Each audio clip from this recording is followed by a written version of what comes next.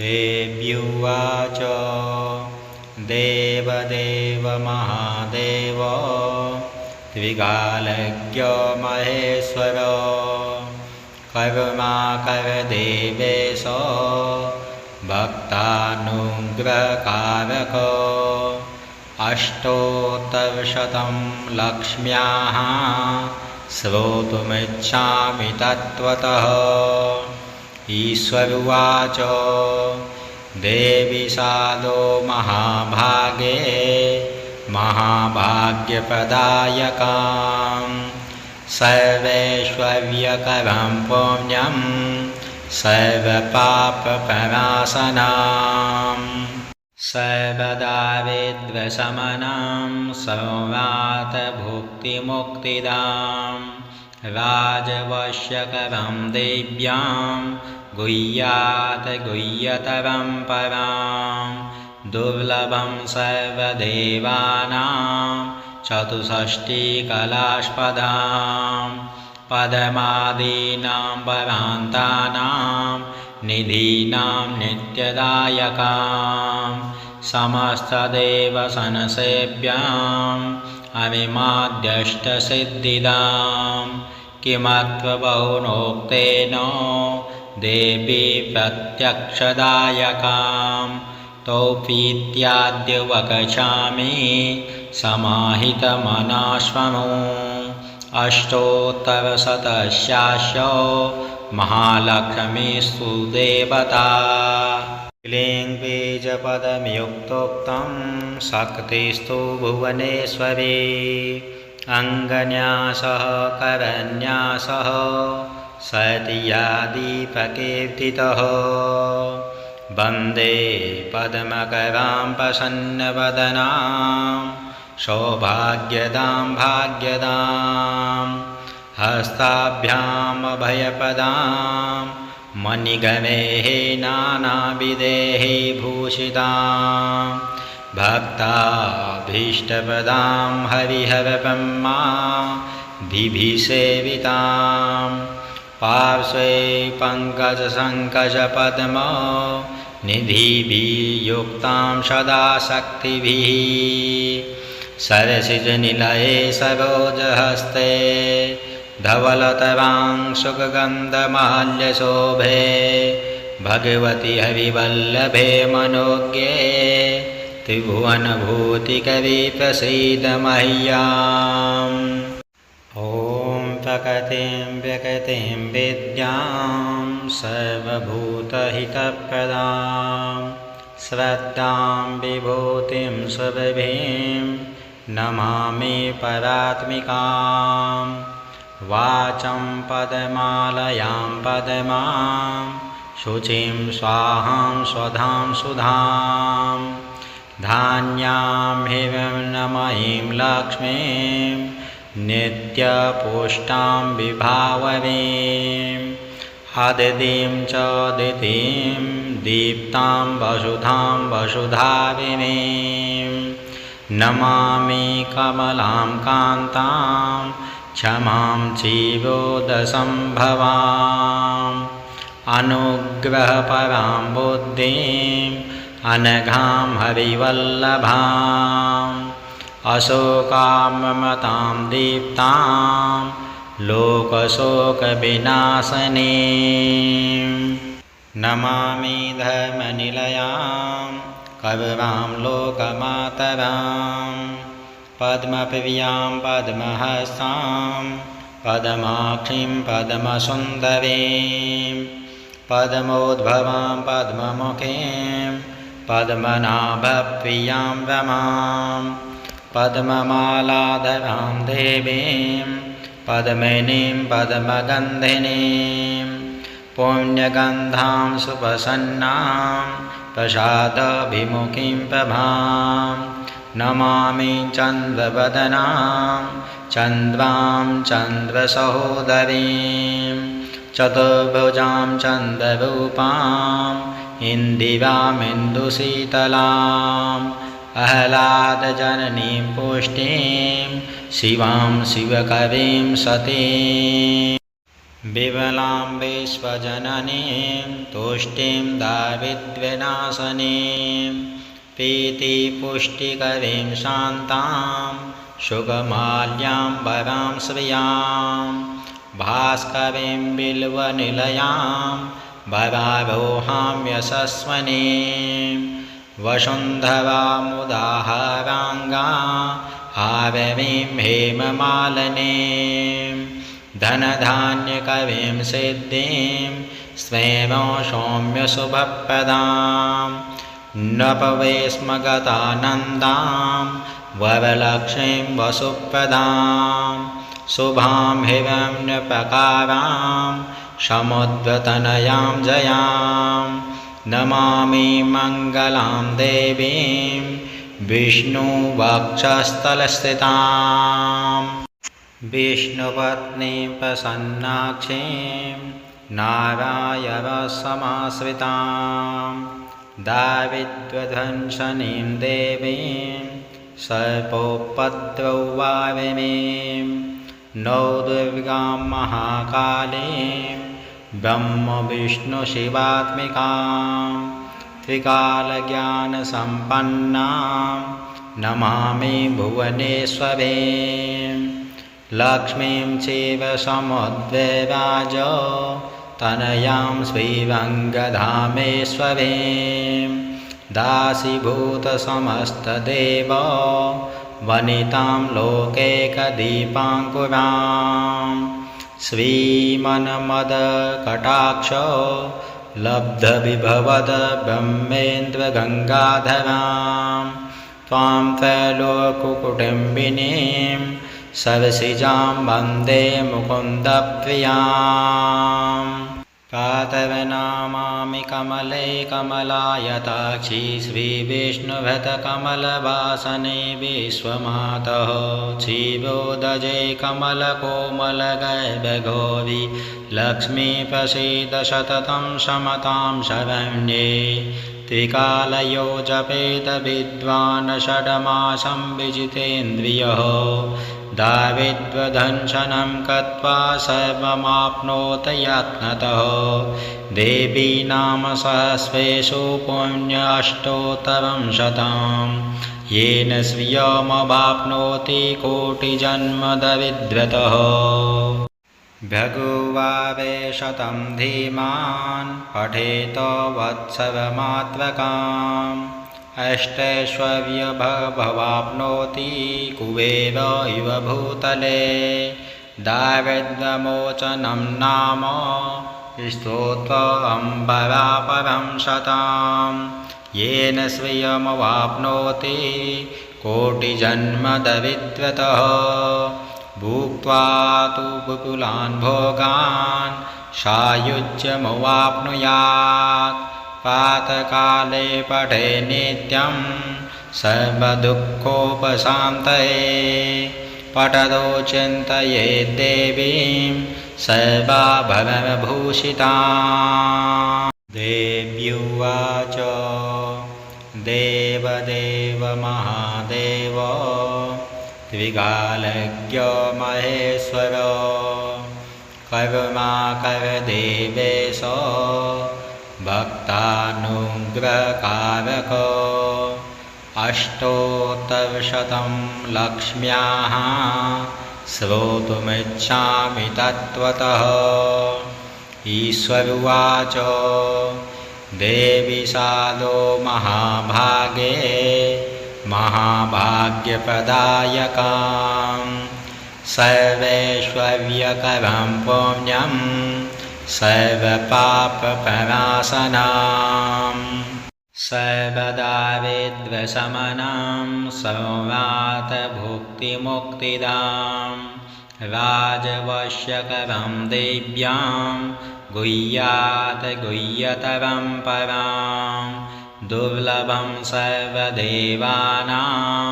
चतुष्षष्टिकलास्पदां पदमादीनां परान्तानां निधीनां नित्यदायकां समस्तदेवसनसेव्याम् अमिमाद्यष्टसिद्धिदां किमत्वबहुनोक्तेन देवी प्रत्यक्षदायकां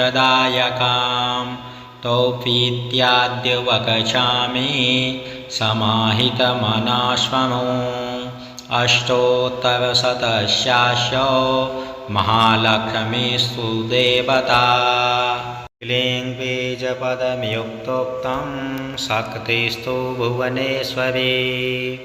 अङ्गन्यासः करन्यासः सतीयादीपकीर्तितः वन्दे पद्मकरां प्रसन्नवदनां सौभाग्यदां भाग्यदां हस्ताभ्यामभयपदां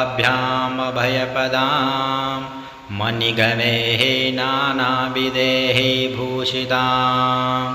भक्ताभीष्टप्रदां हरिहरब्रह्मा दिभिः सेवितां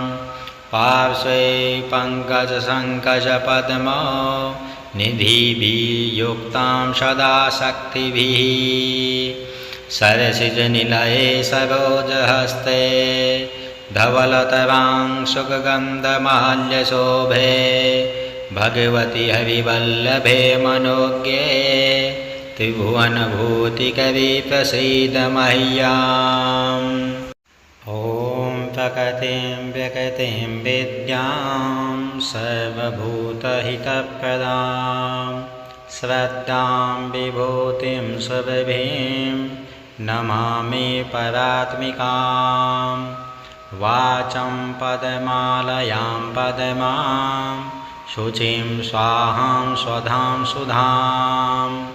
धान्यां हिरण्मयीं लक्ष्मीं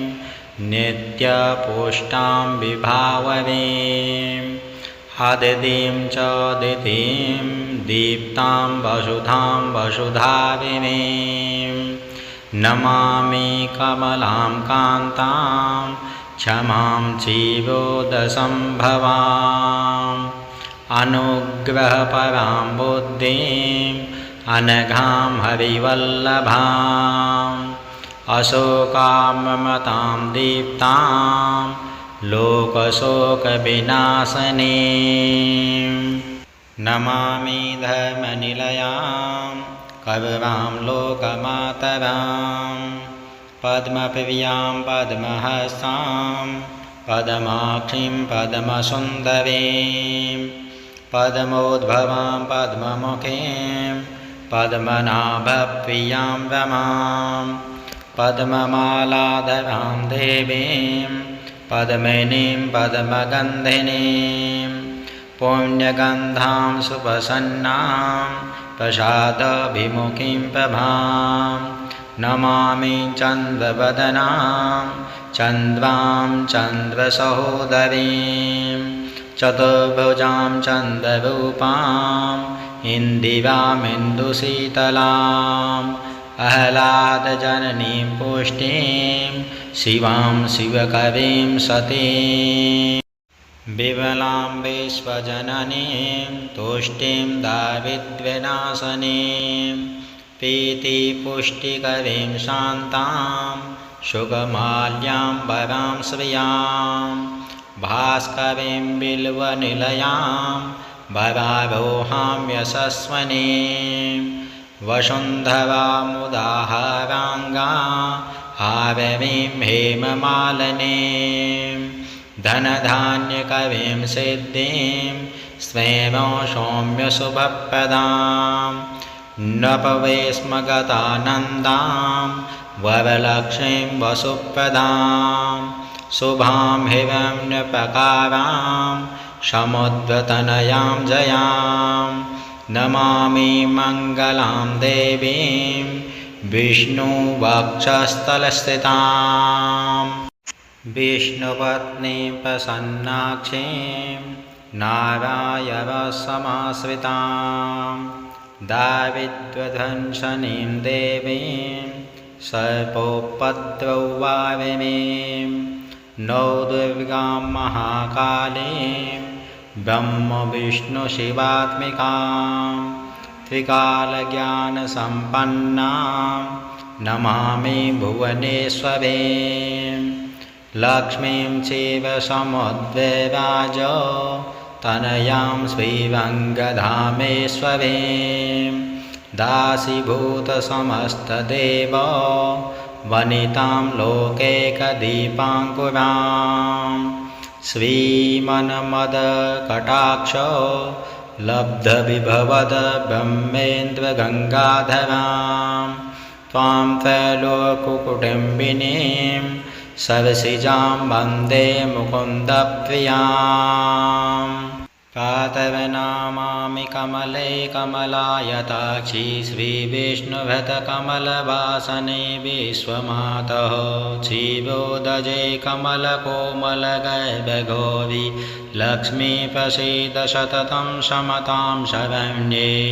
त्रिकालयो जपेत विद्वान् षड्मासं विजितेन्द्रियः दारिद्र्यदंशनं कृत्वा सर्वमाप्नोत यत्नतः देवी नाम सहस्रेषु पुण्यष्टोत्तरं शतं येन श्रियमवाप्नोति कोटिजन्मदरिद्रतः भगुवावे शतं धीमान् पठेत वत्सरमात्रकाम् अष्टैश्वर्यभवाप्नोति कुबेर इव भूतले दारिद्र्यमोचनं नाम स्तोत्रमम्बरापरं शतं येन श्रियमवाप्नोति कोटिजन्मदरिद्रतः भुक्त्वा तु विपुलान् भोगान् सायुज्यमवाप्नुयात् प्रातःकाले पठे नित्यं सर्वदुःखोपशान्तये पठतो चिन्तयेत् देवीं सर्वाभरणभूषितां। देव्युवाच देवदेव महादेव त्रिकालज्ञ महेश्वर करुणाकर देवेश भक्तानुग्रहकारक अष्टोत्तरशतं लक्ष्म्याः श्रोतुमिच्छामि तत्त्वतः। ईश्वरुवाच देवी सादो महाभागे महाभाग्यप्रदायकां सर्वैश्वर्यकरं पुण्यं सर्वपापप्रणाशनां सर्वदारिद्र्यशमनं सर्वार्थभुक्तिमुक्तिदां राजवश्यकरं देव्यां गुह्यात् गुह्यतरं परां दुर्लभं सर्वदेवानां चतुष्षष्टिकलास्पदां पदमादीनां परान्तानां निधीनां नित्यदायकां समस्तदेवसनसेव्याम् अमिमाद्यष्टसिद्धिदां किमत्र बहुनोक्तेन देवी प्रत्यक्षदायकां तौ प्रीत्याद्य वक्ष्यामि समाहितमनाश्वमो अष्टोत्तरशतस्यास्य महालक्ष्मीस्तु देवता क्लीं बीजपदयुक्तोक्तं शक्तिस्तु भुवनेश्वरी अङ्गन्यासः करन्यासः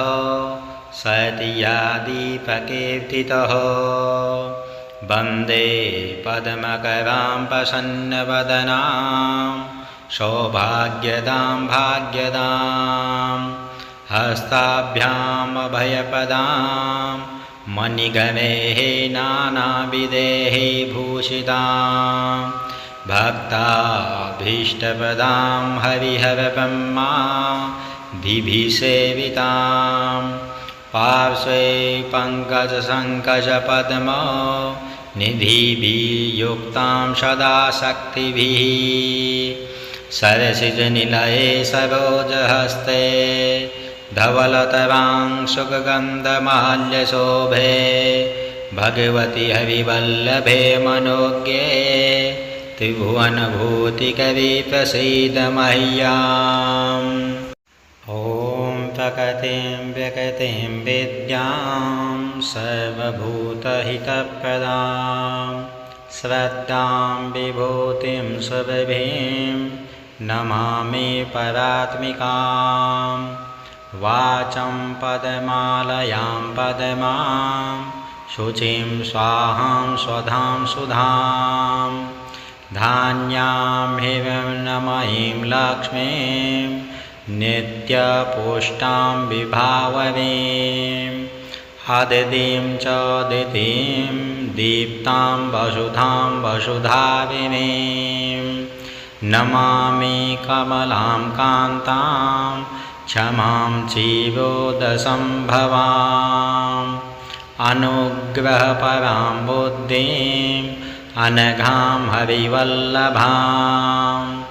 अशोकाममतां दीप्तां लोकशोकविनाशनीं नमामि धर्मनिलयां करुणां लोकमातरां पद्मप्रियां पद्महस्तां पद्माक्षीं पद्मसुन्दरीं पद्मोद्भवां पद्ममुखीं पद्मनाभप्रियां रमां पद्ममालाधरां देवीं पद्मिनीं पद्मगन्धिनीं पुण्यगन्धां सुप्रसन्नां प्रसादभिमुखीं प्रभां नमामि चन्द्रवदनां चन्द्रां चन्द्रसहोदरीं चतुर्भुजां चन्द्ररूपां इन्दिरामिन्दुशीतलाम् आह्लादजननीं पुष्टिं शिवां शिवकरीं सतीं विमलां विश्वजननीं तुष्टिं दारिद्र्यनाशनीं प्रीतिपुष्टिकरीं शान्तां सुखमाल्यां वरां श्रियां भास्करीं बिल्वनिलयां वरारोहां यशस्वनीं वसुन्धरामुदाहराङ्गा हारवीं हेममालिनीं धनधान्यकरीं सिद्धिं स्वेमं सौम्यशुभप्रदां नपवेश्मगतानन्दां वरलक्ष्मीं वसुप्रदां शुभां हिरण्यप्रकारां समुद्रतनयां जयां नमामि मङ्गलां देवीं विष्णुवक्षस्थलस्थितां विष्णुपत्नीं प्रसन्नाक्षीं नारायणसमाश्रितां दारिद्र्यध्वंसनीं देवीं सर्पोपद्रववारिणीं नवदुर्गां महाकालीं ब्रह्मविष्णुशिवात्मिकां त्रिकालज्ञानसम्पन्नां नमामि भुवनेश्वरीं लक्ष्मीं चैव समुद्रराज तनयां श्रीरङ्गधामेश्वरीं दासीभूतसमस्तदेव वनितां लोकैकदीपाङ्कुरां श्रीमन्मदकटाक्ष लब्धविभवद ब्रह्मेन्द्रगङ्गाधरां त्वां त्रैलोक्यकुटुम्बिनीं सरसिजां वन्दे मुकुन्दप्रियाम् प्रातर्नमामि कमले कमलायताक्षी श्रीविष्णुभृतकमलवासने विश्वमातः क्षीरोदजे कमलकोमलगर्भगौरी लक्ष्मी प्रसीद सततं समतां शरण्ये त्रिकालयो जपेत विद्वान् षड्मासं विजितेन्द्रियः दारिद्र्यदंशनं कृत्वा सर्वमाप्नोत यत्नतः देवी नाम सहस्रेषु पुण्यष्टोत्तरं शतं येन श्रियमवाप्नोति कोटिजन्मदरिद्रतः भगुवावे शतं धीमान् पठेत वत्सरमात्रकाम् अष्टैश्वर्यभवाप्नोति कुबेर इव भूतले दारिद्र्यमोचनं नाम स्तोत्रमम्बरापरं शतं येन श्रियमवाप्नोति कोटिजन्मदरिद्रतः भुक्त्वा तु विपुलान् भोगान् सायुज्यमवाप्नुयात् प्रातःकाले पठे नित्यं सर्वदुःखोपशान्तये पठतो चिन्तयेत् देवीं सर्वाभरणभूषिताम्। देव्युवाच देवदेव महादेव त्रिकालज्ञ महेश्वर करुणाकर देवेश भक्तानुग्रहकारक अष्टोत्तरशतं लक्ष्म्याः श्रोतुमिच्छामि तत्त्वतः। ईश्वरुवाच देवी सादो महाभागे महाभाग्यप्रदायकां सर्वैश्वर्यकरं पुण्यं सर्वपापप्रणाशनां सर्वदारिद्र्यशमनं सर्वार्थभुक्तिमुक्तिदां राजवश्यकरं देव्यां गुह्यात् गुह्यतरं परां दुर्लभं सर्वदेवानां चतुष्षष्टिकलास्पदां पदमादीनां परान्तानां निधीनां नित्यदायकां समस्तदेवसनसेव्याम् अमिमाद्यष्टसिद्धिदां किमत्र बहुनोक्तेन देवी प्रत्यक्षदायकां तौपीत्याद्य वक्ष्यामि समाहितमनाश्वनो अष्टोत्तरशतस्यास्य महालक्ष्मीस्तु देवता क्लीं बीजपदयुक्तोक्तं शक्तिस्तु भुवनेश्वरी अङ्गन्यासः करन्यासः सतीयादिप्रकीर्तितः वन्दे पद्मकरां प्रसन्नवदनां सौभाग्यदां भाग्यदां हस्ताभ्यामभयपदां मणिगणैः नानाविधैः भूषितां भक्ताभीष्टप्रदां हरिहरब्रह्मादिभिः पार्श्वे पङ्कजसङ्कजपद्म निधिभिर्युक्तां सदा शक्तिभिः सरसिजनिलये सरोजहस्ते धवलतरां सुगन्धमाल्यशोभे भगवति हरिवल्लभे मनोज्ञे त्रिभुवनभूतिकरी प्रसीद मह्यम्। ॐ प्रकृतिं व्यकृतिं विद्यां सर्वभूतहितप्रदां श्रद्धां विभूतिं सुरभिं नमामि परात्मिकां वाचं पदमालयां पदमां शुचिं स्वाहां स्वधां सुधां धान्यां हिरण्मयीं लक्ष्मीं नित्यपुष्टां विभावरीं अदितिं च दितिं दीप्तां वसुधां वसुधारिणीं नमामि कमलां कान्तां क्षमां क्षीरोदसम्भवाम् अनुग्रहपरां बुद्धिं अनघां हरिवल्लभाम् अशोकाममतां दीप्तां लोकशोकविनाशनीं नमामि धर्मनिलयां करुणां लोकमातरां पद्मप्रियां पद्महस्तां पद्माक्षीं पद्मसुन्दरीं पद्मोद्भवां पद्ममुखीं पद्मनाभप्रियां रमां पद्ममालाधरां देवीं पद्मिनीं पद्मगन्धिनीं पुण्यगन्धां सुप्रसन्नां प्रसादाभिमुखीं प्रभां नमामि चन्द्रवदनां चन्द्रां चन्द्रसहोदरीं चतुर्भुजां चन्द्ररूपाम् इन्दिरामिन्दुशीतलाम् आह्लादजननीं पुष्टिं शिवां शिवकवीं सतीं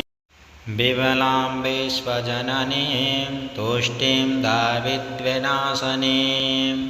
प्रीतिपुष्टिकरीं शान्तां सुखमाल्यां वरां श्रियां भास्करीं बिल्वनिलयां वरारोहां यशस्वनीं वसुन्धरामुदाहराङ्गा हारवीं हेममालिनीं धनधान्यकरीं सिद्धिं स्वेमो सौम्यशुभप्रदां नपवेश्मगतानन्दां वरलक्ष्मीं वसुप्रदां शुभां हिरण्यप्रकारां समुद्रतनयां जयां नमामि मङ्गलां देवीं विष्णुवक्षस्थलस्थितां विष्णुपत्नीं प्रसन्नाक्षीं नारायणसमाश्रितां दारिद्र्यध्वंसनीं देवीं सर्पोपद्रववारिणीं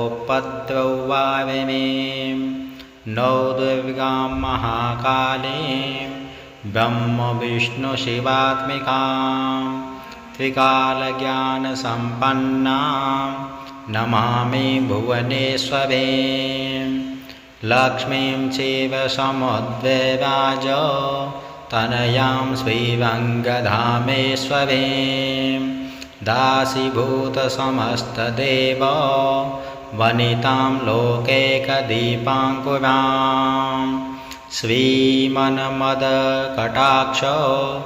लब्धविभवद ब्रह्मेन्द्रगङ्गाधरां त्वां त्रैलोक्यकुटुम्बिनीं सरसिजां वन्दे मुकुन्दप्रियाम् प्रातर्नमामि कमले कमलायताक्षी श्रीविष्णुभृतकमलवासने विश्वमातः क्षीरोदजे कमलकोमलगर्भगौरी लक्ष्मी प्रसीद सततं समतां शरण्ये त्रिकालयो जपेत विद्वान् षड्मासं विजितेन्द्रियः दारिद्र्यदंशनं कृत्वा सर्वमाप्नोत यत्नतः देवी नाम सहस्रेषु पुण्यष्टोत्तरं शतं येन श्रियमवाप्नोति कोटिजन्मदरिद्रतः भगुवारे शतं धीमान् पठेत वत्सरमात्रकाम् अष्टैश्वर्यभवाप्नोति कुबेर इव भूतले दारिद्र्यमोचनं नाम स्तोत्रमम्बरापरं शतं येन श्रियमवाप्नोति कोटिजन्मदरिद्रतः भुक्त्वा तु विपुलान् भोगान् सायुज्यमवाप्नुयात् प्रातःकाले पठे नित्यं सर्वदुःखोपशान्तये पठतो चिन्तयेत् देवीं सर्वाभरणभूषिताम्